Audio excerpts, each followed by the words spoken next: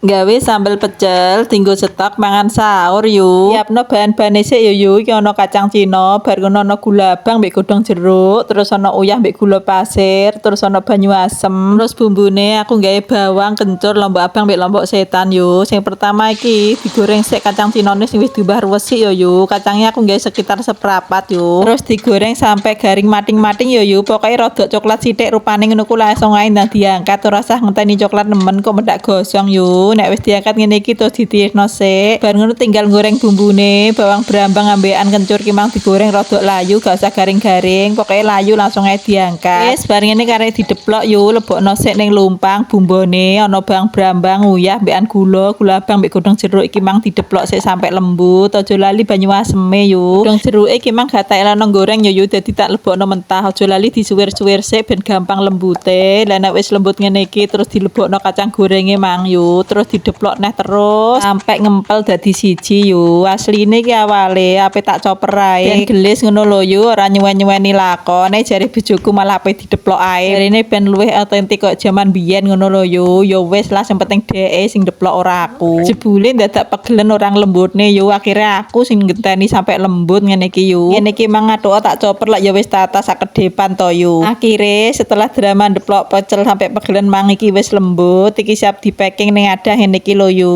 Kacang cina seprapat ki mang lho yo tak adai twin roll ukuran 500 ngene iki tak tetel-tetel dadi meh bek yo. Nah iki lho wis dadi, iki cukup kanggo tok lawuh sahur sampai bodo yo.